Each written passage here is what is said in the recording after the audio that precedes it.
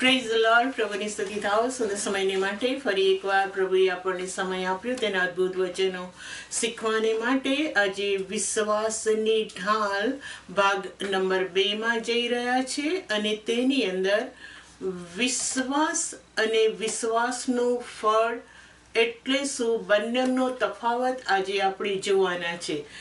વિશ્વાસ અને વિશ્વાસનું ફળ તેનો તફાવત આપણે જોવાના છે. પહેલા વચન વાંચીશું. એફએસી તેનો 6 અધ્યાય અને હું એની 11મી કલમથી વાંચું છું.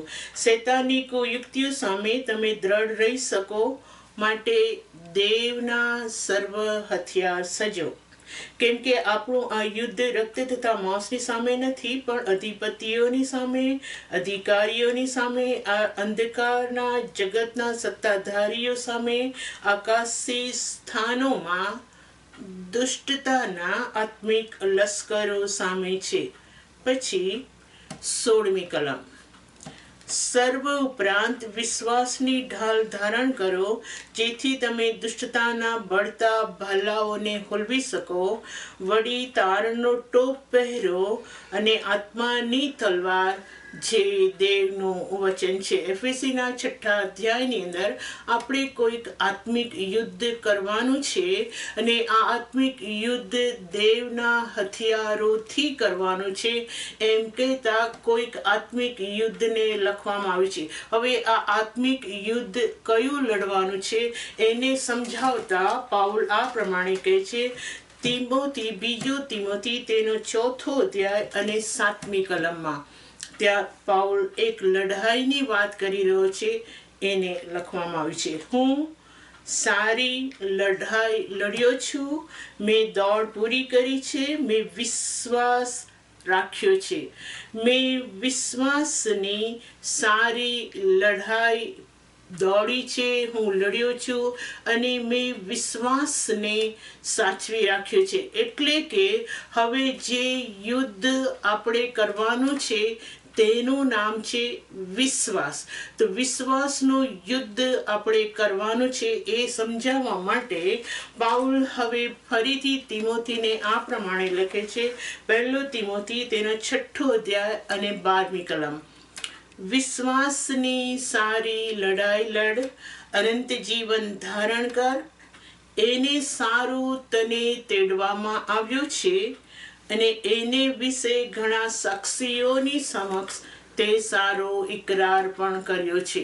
તને બોલાવવાનું કારણ એટલું છે કે વિશ્વાસની લડાઈ લડવા માટે તને બોલાવવામાં આવ્યો છે. અને આ વિશ્વાસની લડાઈ શેનાથી લડવાની છે એને બતાડતા 1 તિમોથી 1 અધ્યાય અને 18મી કલમમાં આ પ્રમાણે લખવામાં આવે છે. દીકરા તિમોથી, તારી વિશે અગાઉ થયેલા ભવિષ્ય કથન પ્રમાણે હું તને ખાસ આજ્ઞા આપું છું કે તે ભવિષ્ય કથનોની સહાયથી સારી લડાઈ લડે, વિશ્વાસ તથા નિર્મળ અંતઃકરણ રાખે. એનો ત્યાગ કરવાથી કેટલાય કે વિશ્વાસ રૂપી વહાણ ભાંગી પાડ્યું. વિશ્વાસનું યુદ્ધ તેઓ લડી શક્યા નહીં. શા માટે લડી ન શક્યા? કેમ કે તેઓના અંતઃકરણો નિર્મળ નહીં હોવાના કારણે, તેઓના અંતઃકરણો દ્રઢ વિશ્વાસના નહીં હોવાના કારણે તેઓ એમની વિશ્વાસની દોડમાં હારી ગયા એમ લખવામાં આવ્યું છે. તો હવે એક વિશ્વાસની લડાઈ લડવા માટે આપણને બોલાવવામાં આવ્યા છે અને આ વિશ્વાસની લડાઈ એટલી બધી ધીરે ધીરે એટલી બધી કપરી બની જવાની છે છેલ્લા દિવસોમાં. એ વિશ્વાસના લડાઈને માટે પ્રભુ ઈસુ ખ્રિસ્ત શું કહે છે એને આપણે વાંચીશું. લુકની સુવાર્તા તેનો 18મો અધ્યાય અને એની 7મી કલમ. અહીંયા પ્રભુ ઈસુ ખ્રિસ્ત વિશ્વાસને લડાઈમાં કેવા કપરા દિવસો આવવાના છે તેના વિશે કહી રહ્યો છે. 7મી કલમ આ પ્રમાણે કહે છે. તો દેવે પોતાના પસંદ કરેલા કે જેઓ તેને રાત દહાડો વિનવે છે તેઓના વિશે તે ખામોશી રાખે છે, તેઓને શું તે દાદ નહીં આપશે? હું તમને કહું છું કે જલ્દી તેઓને દાદ આપશે. પરંતુ માણસનો દીકરો પૃથ્વી પર આવશે ત્યારે તેને વિશ્વાસ જડશે શું? હવે લુકની સુવાર્તા 18મા અધ્યાયની પહેલી કલમથી તમે વાંચશો, ત્યાં પ્રભુ આપણે સર્વદા પ્રાર્થના કરવી જોઈએ અને કાયર થવું નહીં એમ કહેતા એક અન્યાયી ન્યાયાધીશનું દ્રષ્ટાંત આપે છે. અન્યાયી ન્યાયાધીશ અને વિધવા એનું દ્રષ્ટાંત આપતા છેલ્લા પ્રભુ એમ કહે છે કે તેઓની પ્રાર્થના જેઓ રાત અને દિવસ કરે છે પણ એમની પ્રાર્થનાનો જવાબ થોડી ખામોશી પછી આપવામાં આવે છે, તો તેના વિશે પ્રભુ કહે છે કે હવે જ્યારે થોડી પ્રાર્થનાનો જવાબ થોડો લેટ થયો તેના કારણે તેઓમાં વિશ્વાસ રહ્યો નહીં. એ અર્થમાં કહે છે કે જ્યારે પ્રભુ ઈસુ ખ્રિસ્ત આવશે ત્યારે વિશ્વાસ તેને જડશે કે નહીં, કેમ કે લોકોનું નજર વિશ્વાસના ફળની ઉપર વધારે રહેશે. વિશ્વાસ કરવાથી તેઓને કયા પ્રકારના ફળો મળે છે તેની તરફ લોકોનું ધ્યાન જશે, પરંતુ વિશ્વાસ કે વચન ઉપર તેઓનું ધ્યાન નહીં હોય. એવો કપરો સમય છેલ્લા દિવસોમાં આવશે અને છેલ્લા દિવસો એ છે કે પ્રભુ ઈસુ ખ્રિસ્ત ત્યાં કહે છે જ્યારે માણસનો દીકરો પૃથ્વી પર આવશે ત્યારે તેને વિશ્વાસ જડશે કે શું? તો જ્યારે માણસનો દીકરો આવશે એ સમયની અંદર પૃથ્વીના વિશ્વાસીઓની દશા શું થશે એ સમજાવતા આજના વચનમાં આપણે એવું શીખવાના છીએ કે વિશ્વાસ એક અલગ વસ્તુ છે અને વિશ્વાસનું ફળ એ અલગ વસ્તુ છે. હવે અહીંયા ગાડી પ્રભુ ઈસુના દ્રષ્ટાંતમાં જો જોઈએ તો પ્રાર્થનાનો જવાબ એ પ્રાર્થનાનું ફળ છે અથવા તો વિશ્વાસનું ફળ છે. અને વિશ્વાસનું ફળની રાહ જોતા કેટલાક વિશ્વાસમાંથી પાછા પડી જશે અને એ અર્થમાં પ્રભુ કહે છે કે જ્યારે માણસનો દીકરો આવશે ત્યારે તેને વિશ્વાસ જડશે કે શું? એટલે કે હવે આપણે વિશ્વાસનું જે યુદ્ધ લડવાનું છે તેની અંદર હવે આપણે ખૂબ સાવચેત રહેવાનું છે. એ અર્થમાં વિશ્વાસને આપણે શીખી રહ્યા છીએ. હવે આપણે એવું જોવાના છીએ કે વિશ્વાસ કેટલા પ્રકારનો વચનની અંદર આપવામાં આવે છે. હવે વિશ્વાસના પ્રકાર જોઈશું, કેમ કે વિશ્વાસ એક શબ્દ આપણે જરૂર શીખી રહ્યા છીએ, પણ વિશ્વાસના પ્રકારો ઘણા છે.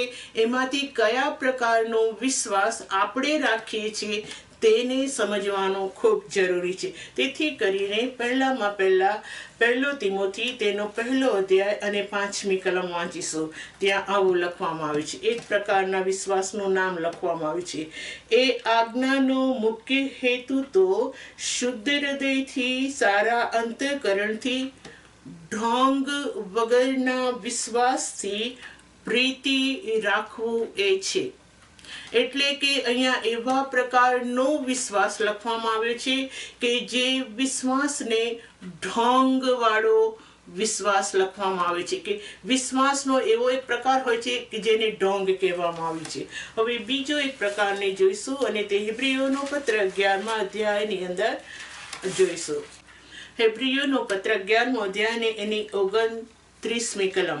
વિશ્વાસથી તેઓ જેમ કોરી ભોય પર ચાલતા હોય તેમ લાલ સમુદ્રમાં થઈને પાર ગયા અને એવું કરતા વિશ્વાસીઓ મિસરીઓ ડૂબી મુવા. એટલે કે અહીંયા એવું લખવામાં આવ્યું છે કે ઇસ્રાયેલ લોકો લાલ સમુદ્રમાંથી પસાર થયા. મિસરીઓએ ઇસ્રાયેલીઓની કોપી કરી. ઇસ્રાયેલીઓ તો વિશ્વાસથી લાલ સમુદ્રની અંદર થી પસાર થયા એમ લખવામાં આવ્યું છે. જુઓ કેવી રીતે આ વચન લખવામાં આવ્યું છે. જે વિશ્વાસથી તેઓ જેમ કોરી ભોય પર ચાલતા હોય તેમ લાલ સમુદ્રમાંથી પસાર થઈને ગયા, એવો પ્રયત્ન કરતા મિસરીઓ ડૂબી મુવા. એટલે કે મિસરીઓએ ઇસ્રાયેલના વિશ્વાસની કોપી કરી અને કોપી કરવાથી તેઓ ડૂબી મુવા. એટલે કે બીજું એક વિશ્વાસીઓનું ટોળું છે કે જેઓ કોપી કરે છે. વિશ્વાસ નથી તેઓમાં, પણ વિશ્વાસની કોપી કરે છે. એવા લોકોનો એક પ્રકારનો ટોળું છે. યાકૂબ તેનો 2 અધ્યાય અને એની 19મી કલમ, ત્યાં એવું લખાય છે, તું વિશ્વાસ કરે છે કે દેવ એક છે તો તું સારું કરે છે. ભૂતો પણ વિશ્વાસ કરે છે અને કાંપે છે. અહીંયા આગળ બીજું એક વિશ્વાસ લખવામાં આવે છે કે જે વિશ્વાસ ભૂતો પણ કરે છે, તેઓમાં પણ વિશ્વાસ છે અને તેઓ કાંપે છે. પછી એના એ જ અધ્યાયની 26મી કલમમાં લખવામાં આવ્યું છે, કેમ કે જેમ શરીર આત્મા વગર નિર્જીવ છે, તેમ વિશ્વાસ પણ કરણી વગર નિર્જીવ છે. એટલે કે કરણી વગરનો એક બીજો વિશ્વાસ છે, જેને કરણી વગરના વિશ્વાસ કહેવામાં આવ્યો છે. પછી બીજો પિત્તર એનો 1 અધ્યાય અને એની 1લી કલમમાં બીજા એક પ્રકારનો વિશ્વાસ લખવામાં આવ્યો છે. ત્યાં આવું લખવામાં આવ્યું છે, આપણા દેવ તથા તારનાર પ્રભુ ઈસુ ખ્રિસ્તના ન્યાયપણાથી અમારા સરખો મૂલ્યવાન વિશ્વાસ જેવો પામ્યા છે, તેવો જોગ લિખિત ઈસુ ખ્રિસ્તનો સેવક તથા પ્રેરિત સિમોન પિત્તર. અમારા જેવો મૂલ્યવાન વિશ્વાસ, અને આ વિશ્વાસ સૌથી શ્રેષ્ઠમાં શ્રેષ્ઠ વિશ્વાસ છે. અમારા જેવો મૂલ્યવાન વિશ્વાસ. અને આ બધા પ્રકારના વિશ્વાસને આપણે જોયો. એક ઢોંગવાળો જોયો, એક કરણી વગરનો વિશ્વાસ જોયો, બીજો એક શૈતાન વિશ્વાસ રાખે છે એવું જોયું, અને બીજો એક વિશ્વાસ એવો જોયો કે મૂલ્યવાન વિશ્વાસ. હવે આ બધા પ્રકારના વિશ્વાસને માટે પાઉલ શું કહે છે એને આપણે જોઈશું. 2 કોરિન્થી તેનો 13મો અધ્યાય અને એની 5મી કલમ વાંચીશું. ત્યાં પાઉલ આ પ્રમાણે કહે છે, તમારામાં વિશ્વાસ છે કે નહીં તેની પરીક્ષા તમે પોતે કરો. તમારી પોતાની પરીક્ષા કરો.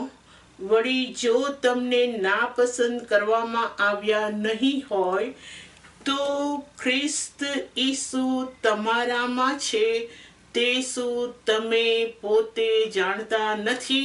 હવે આ બધા પ્રકારના વિશ્વાસ પાઉલ બતાડીને આપણને એમ કહેવા માંગે છે કે હવે તમારામાં કયા પ્રકારનો વિશ્વાસ છે એ વિશ્વાસ તમે પોતે નક્કી કરો કે તમારામાં કયા પ્રકારનો વિશ્વાસ છે.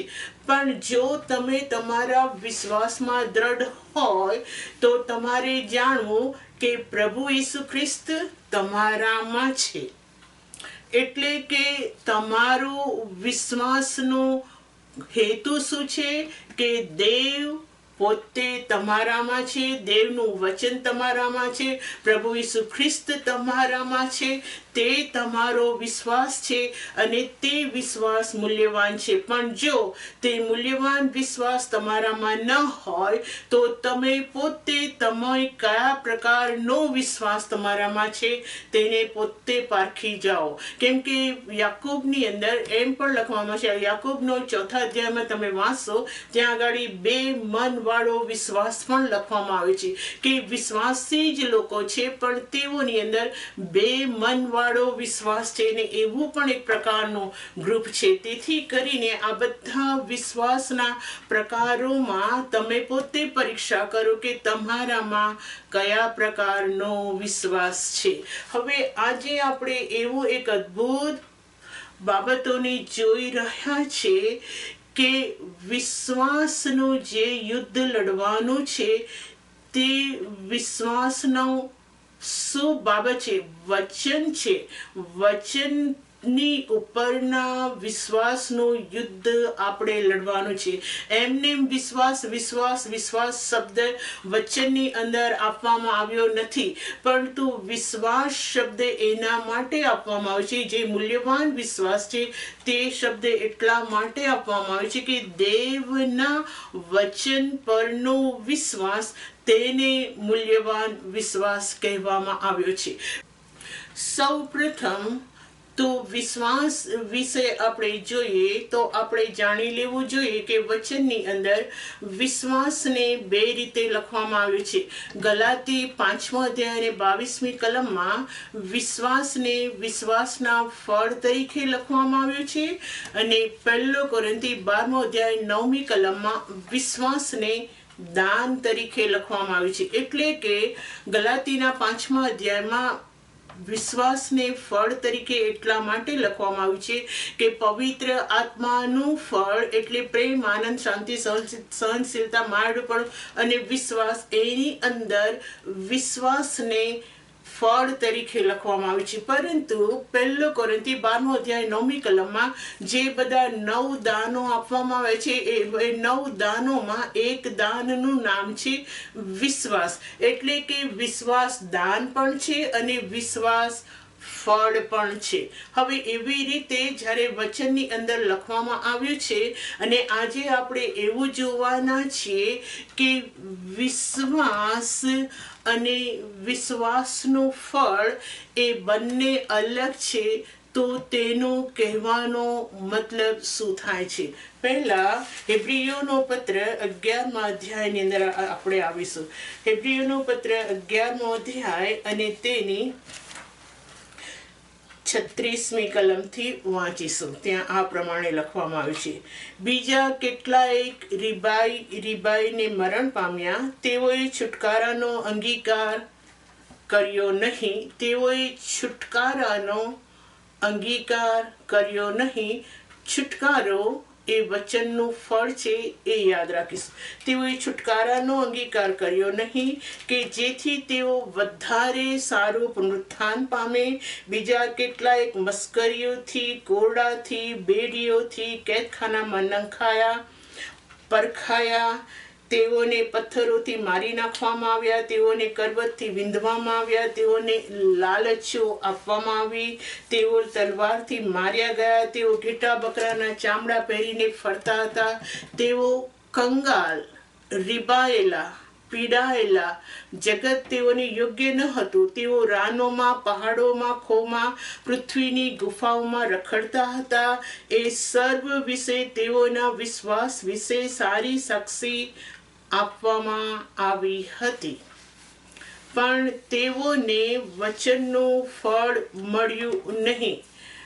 તેઓના વિશ્વાસના માટે એવી સાક્ષી પૂરવામાં આવી હતી કે તેઓ વિશ્વાસુ હતા.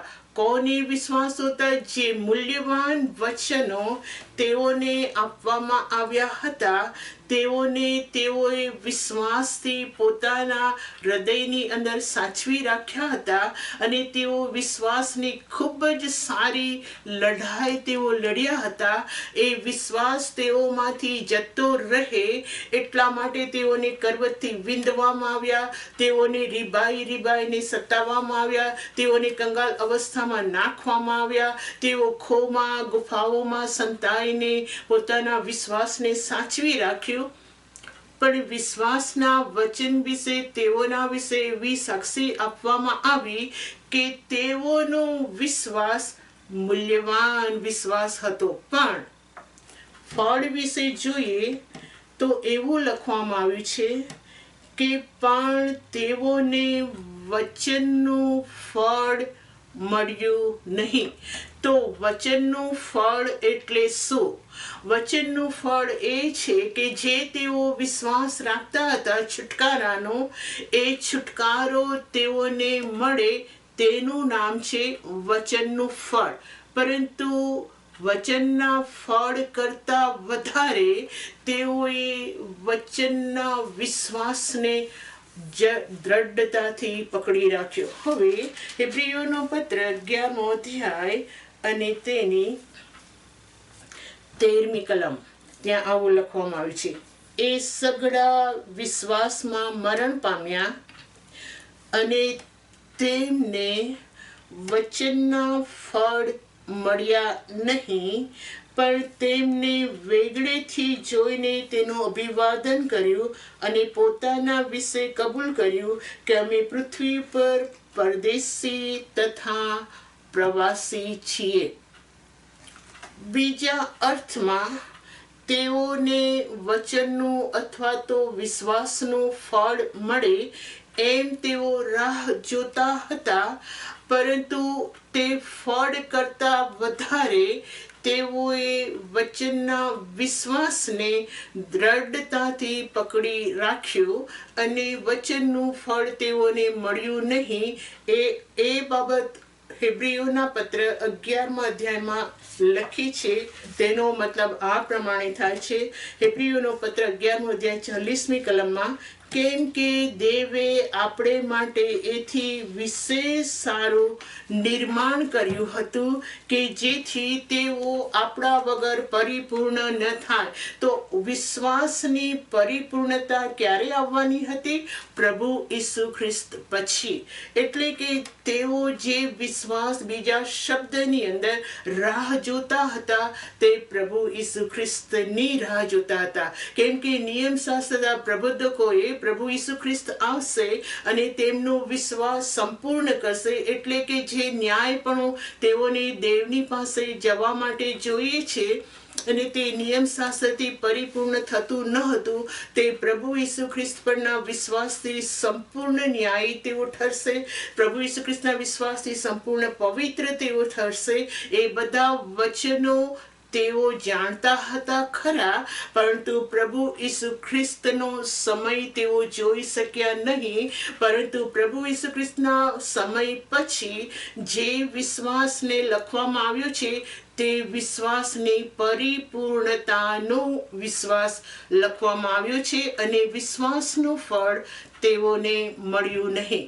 તેમ છતાં પણ એવું લખવામાં આવ્યું છે કે તેઓએ તેઓના વિશ્વાસને એવો દ્રઢતાથી પકડી રાખ્યો કે આના કરતાં પણ વધારે કે જે દેવના રાજ્યની અંદર જે મહિમા તેઓ જોવાના છે તેના ઉપર તેઓ વિશ્વાસ રાખ્યો. ટૂંકમાં અહીંયા આગળ વચન અને વચનનું ફળ, વિશ્વાસ અને વિશ્વાસનું ફળ, એનો તફાવત આપણે સમજી રહ્યા છીએ. દાનિયેલ 3 અધ્યાય અને 17મી કલમ, ત્યાં આ પ્રમાણે લખવામાં આવ્યું છે, અમારો દેવ જેની અમે ઉપાસના કરીએ છીએ તે અમને બળતી ભઠ્ઠીમાંથી છોડાવવા માટે શક્તિમાન છે. અને હે રાજા, તે અમને આપના હાથમાંથી છોડાવશે, પણ જો તે નહીં છોડાવે તો પણ હે રાજા, આપે જાણવો કે અમે આપના દેવોની ઉપાસના કરીશું નહીં, તેમજ આપે પ્રતિષ્ઠિત કરેલી સોનાની મૂર્તિને પગે લાગીશું નહીં. હવે અહીંયા આપણે વિશ્વાસ અને વિશ્વાસના ફળનું છૂટું પાડવાનું દ્રષ્ટાંત જોઈ રહ્યા છે.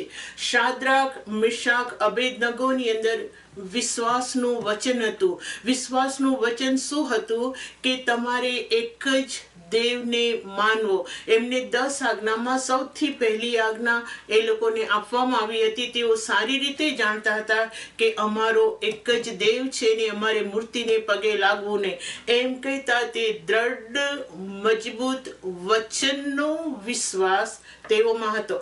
વચન એ હતું કે મૂર્તિને પગે લાગવું નહીં, એ વચન તેઓની અંદર હતું. અને વિશ્વાસ એ હતો કે તેઓ વિશ્વાસથી વચનને સાચવી રાખી રહેલા હતા. પરંતુ વચનનું ફળ શું હતું? વચનનું ફળ એવું હતું કે જો તેઓને અગ્નિની ભઠ્ઠીની અંદર નાખવામાં આવે તો તેઓનો વિશ્વાસના કારણે બચાવ થવો જોઈએ.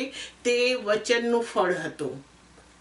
પરંતુ જ્યારે તેઓના શબ્દો આપણે જોઈએ છે તો તેઓના શબ્દોની અંદર વચનનું જે ફળ તેઓને મળવાનું હતું તેના કરતા વધારે તેઓનો વિશ્વાસ કોના ઉપર હતો?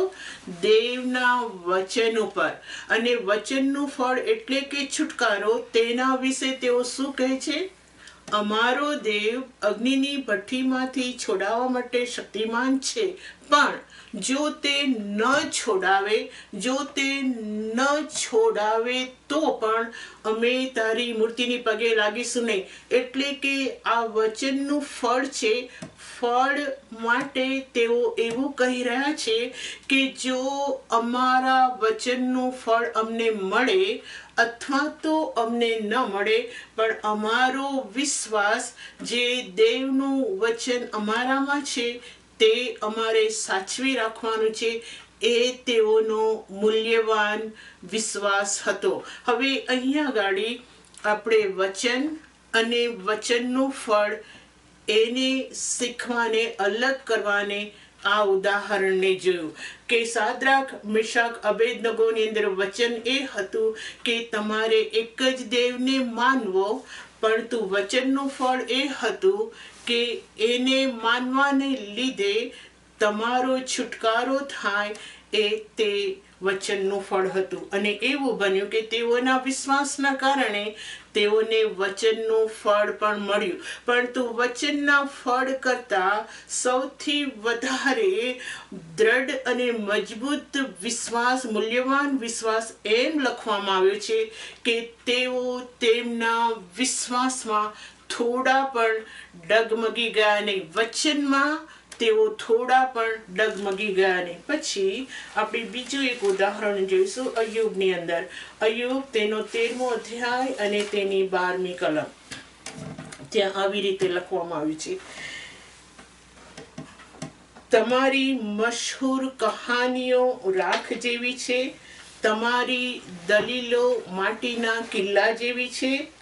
છાના રહો, મને નિરાતે બોલવા દો, અને મારા પર જે વીતવાનું હોય તે છો વીતે. ગમે તે થાય, મારો જીવ જાય તો પણ હું ડરતો નથી.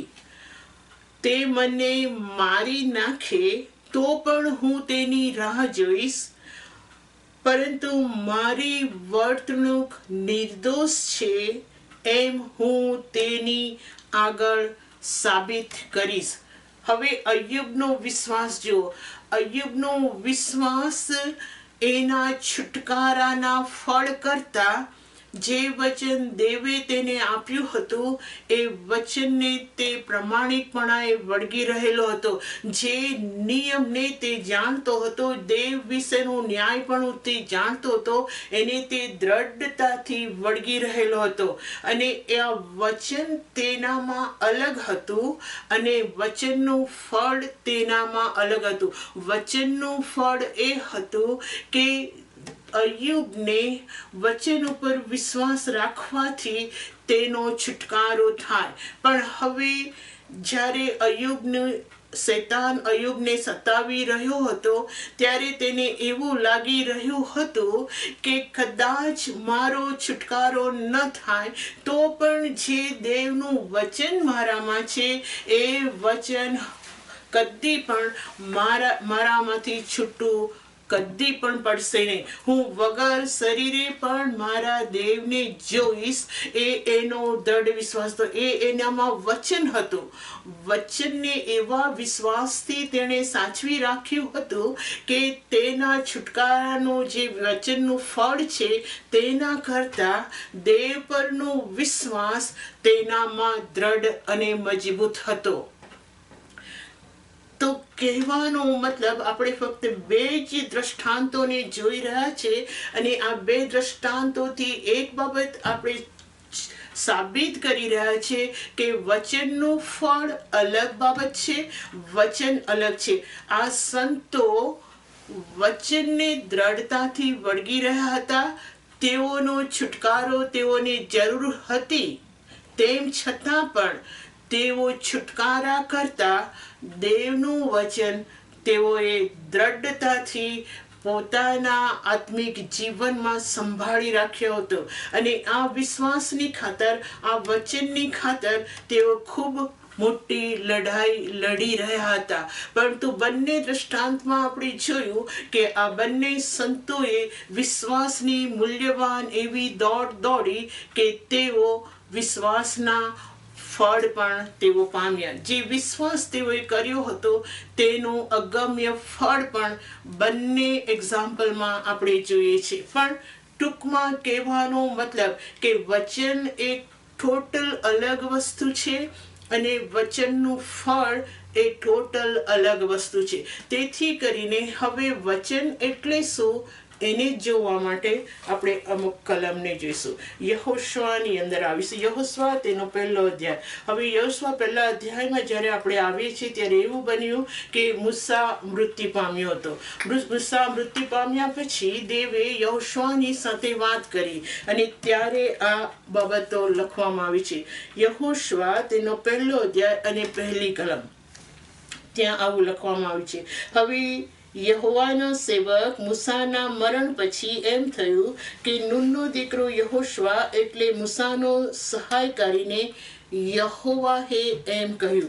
અને પછી ઘણી કલમો લખવામાં આવી છે, પણ એની સાથે સાથે દેવે શું કીધું તે 8મી કલમમાં લખવામાં આવ્યું છે. એ નિયમશાસ્ત્ર તારા મોંમાંથી જાય નહીં, પણ દિવસે તથા રાત્રે તેનું મનન કર, તેમાં જે બધું લખેલું છે તે તું કાળજીથી પાડે, ત્યારે જ તારો માર્ગ આબાદ થશે. એમાં લખેલું છે તે તું પાડશે ત્યારે તારો માર્ગ આબાદ થશે. તો વચન શું છે? નિયમશાસ્ત્રમાં જે લખેલું છે તે વચન છે, અને એ વચનને પાળવું એ વિશ્વાસ છે. અને વિશ્વાસ કરવાથી તેને જે યુદ્ધો લડવાના છે તે જીતી શકે એ એનું ફળ છે. એટલે કે યહોશુઆને વચન આપવામાં આવ્યું પહેલા કે જો તારે ઘણા યુદ્ધો લડવાના છે, એની જે યુદ્ધો તું લડીશ અને વિજય પામીશ એ વિશ્વાસનું અથવા તો વચનનું ફળ છે. પરંતુ તારી અંદર વચન શું છે એ જીતવા માટે તારી અંદર વચન શું છે? નિયમશાસ્ત્રનું જે વચન હું તને આપ્યું છું તે તારા મોંમાંથી જાય નહીં, પણ રાત અને દિવસ તું તેનું મનન કરે એ સારું, કે તેમાં જે લખેલું છે તેના દ્વારા તું સફળ થાય, તેના દ્વારા તું યુદ્ધોને જીતે. અને એમ કરીને યુદ્ધને જીતવાનું ફળ વચનના લીધે આપવામાં આવ્યું. તો યહોશુઆના દ્રષ્ટાંતમાં 2 બાબતો ચોખ્ખી આપણે જોઈએ છે. નિયમશાસ્ત્રનું વચન એ વચન છે, યુદ્ધમાંથી તે જીત્યો તે ફળ છે, વચનનું ફળ છે. તેથી કરીને અહીંયા ગાડી યહોશુઆએ સૌથી વધારે મૂલ્યવાન વિશ્વાસ એવો દ્રઢતાથી પકડી રાખ્યો કે નિયમશાસ્ત્રને વચનો દ્રઢતાથી પોતાનામાં પકડી રાખ્યા. અને એક વખતે તે એમ પણ કહે છે કે તમે પોતે જ નક્કી કરો આજે કે તમે કોની સેવા કરશો, પણ હું તથા મારું કુટુંબ યહોવાની જ સેવા કરીશું. એટલે કે તેણે સૌથી વધારે વચનને ખૂબ જ દ્રઢતાથી પકડી રાખ્યું. હવે બીજું એક દ્રષ્ટાંત આપણે જોઈશું. પૂર્ણ નિયમ તેનો 28મો અધ્યાય. પૂર્ણ નિયમ 28મો અધ્યાયની અંદર ઘણા આશીર્વાદો લખવામાં આવ્યા છે, પણ એ આશીર્વાદો કરતા પહેલા પૂર્ણ નિયમ 28 અને તેની પહેલી કલમ, ત્યાં આવું લખવામાં આવ્યું છે. અને જો યહોવા તારા દેવની વાણી ખંતથી સાંભળીને તેની જે આજ્ઞાઓ હું આજે તને આપું છું તે સર્વ પાળીને તેનો અમલ આણશે, તો એમ થશે કે યહોવા તારો દેવ પૃથ્વીની સર્વ દેશ જાતિઓ કરતા તને બળવાન અને શ્રેષ્ઠ બનાવશે. હવે પૂર્ણનિયમ 28 અધ્યાય 1 થી 14મી કલમ જ્યારે તમે વાંચો છો, ઘણા આશીર્વાદો લખવામાં આવે છે કે તારા પેટનું ફળ આશીર્વાદિત થશે, તારી ટોપલી આશીર્વાદિત થશે, તું અંદર જઈશ બહાર આવીશ તું આશીર્વાદિત થશે, શત્રુ તારા ઉપર એક માર્ગે ચડી આવશે પરંતુ 7 માર્ગમાં ભાગી જશે. અને એમ કહેતા આખો બધા ખૂબ જ આશીર્વાદો લખવામાં આવ્યા છે. પણ આશીર્વાદો મળવાનું કારણ શું છે? મુખ્ય વચન શું છે? જે આજ્ઞાઓ મેં તને આપી છે તે તું દ્રઢતાથી પાળશે. તો હવે આજ્ઞા એ જે છે તે વચન છે, પરંતુ વચનનું ફળ શું છે? કે તું આશીર્વાદિત થશે. અને જે આશીર્વાદોનું લિસ્ટ આપવામાં આવ્યું છે તે વચનનું ફળ છે. વચન દેવની આજ્ઞા છે, આશીર્વાદો એ વચનનું ફળ છે. એટલે કે વચનનું ફળ અને વચનના આશીર્વાદો, વચન પોતે એ ખૂબ અલગ છે. વચન એ અલગ છે અને વચનનું ફળ એટલે કે વચનનો જવાબ, આશીર્વાદ, એ બંને અલગ વસ્તુ છે.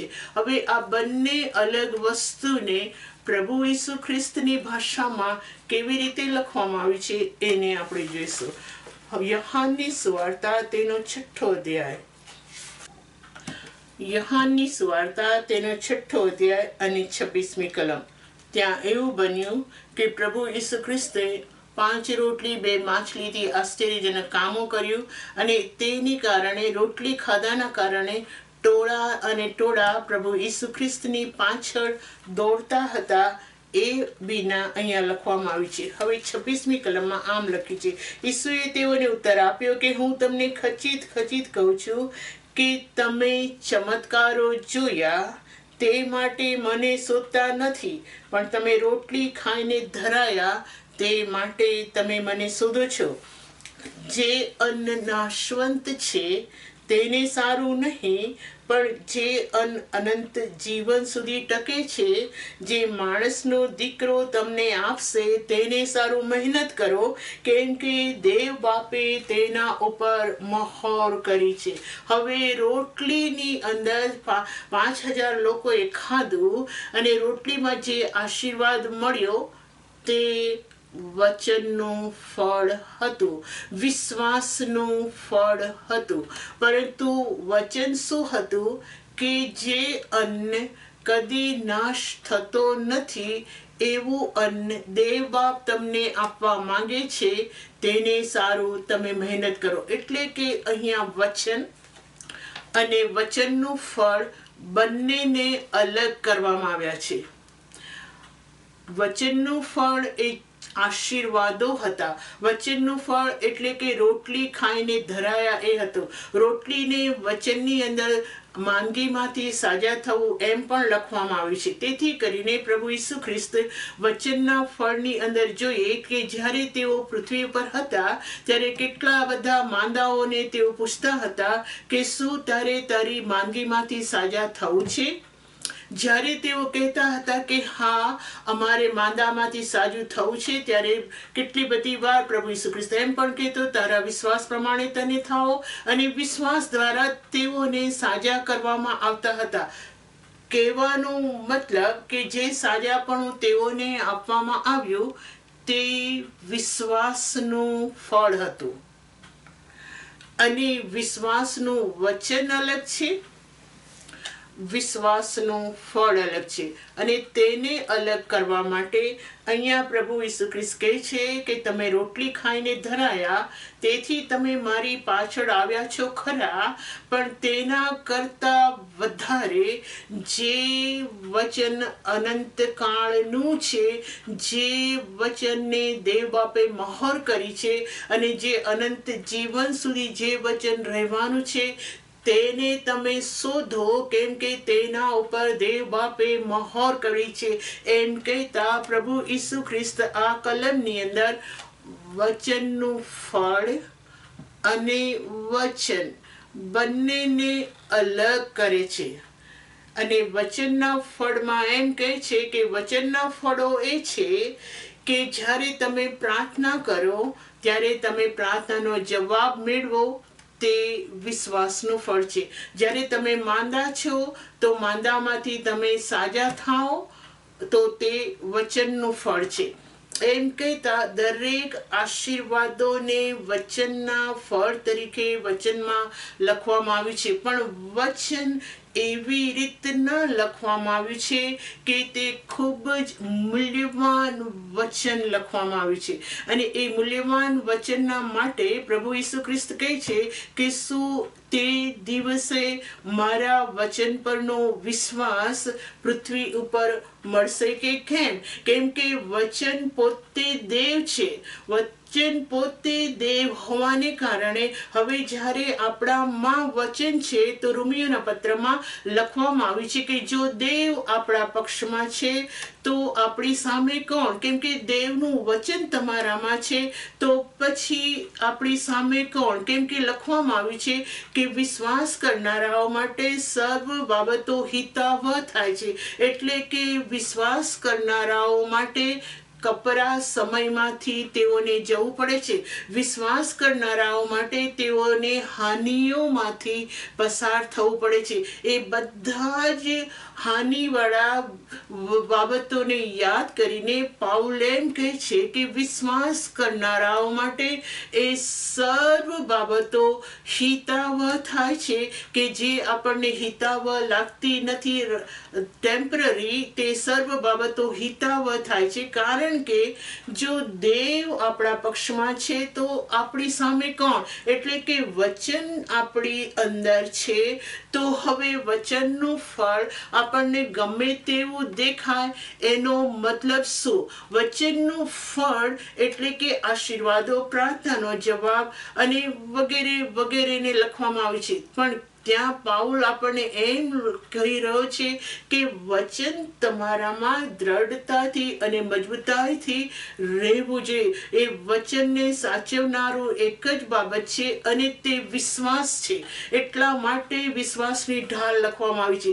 શૈતાન એને પોતે એવી જાતના તીરો ફેંકે છે જેને ડાઉટ અથવા તો શંકા કહી શકાય. એવી જાતના તીરો આપણા ઉપર ફેંકે છે. એ સમયની અંદર વિશ્વાસ આપણું રક્ષણ કરે છે. કેટલીક પ્રાર્થનાઓ એવી છે કે જેમ હમણાં લુકની સુવાર્તા 18મા અધ્યાયની અંદર વાંચ્યું કે ખામોશી રાખવામાં આવે છે, એટલે કે થોડી વાર પછી એનો જવાબ આવે છે. તો સમયથી આપણને પારખવામાં આવે છે. તો પ્રભુનું વચન ત્યાં આગળ સ્પષ્ટ રીતના કહે છે કે એ દરમિયાન વિશ્વાસ એ તમારી ઢાલ છે. સમયથી જ્યારે તમને પ્રાર્થનાઓ થોડી વાર પછી સાંભળવામાં આવે છે તો વિશ્વાસ એ તમારી ઢાલ છે જે તમને પ્રભુના વચનો તમારા હૃદયની અંદર સચવાઈ રાખે છે. કેમ કે આ વિશ્વાસની લડાઈનું મુખ્ય કારણ એક જ છે, જે વિશ્વાસનું વચન આપણામાં મૂકવામાં આવ્યું એ વચન આપણામાંથી લઈ લેવામાં આવે એના માટે આખી લડાઈ છે. તેથી કરીને લુકની સુવાર્તા 22મા અધ્યાયની અંદર આપણે આવીશું. ત્યાં આગળ એ જ પિત્તરનું દ્રષ્ટાંતને આપણે જોઈશું. તો ત્યાં પ્રભુ શું કહે છે એને ફરીથી આપણે વાંચીશું. લુકની સુવાર્તા તેનો 22મો અધ્યાય અને 31મી કલમ.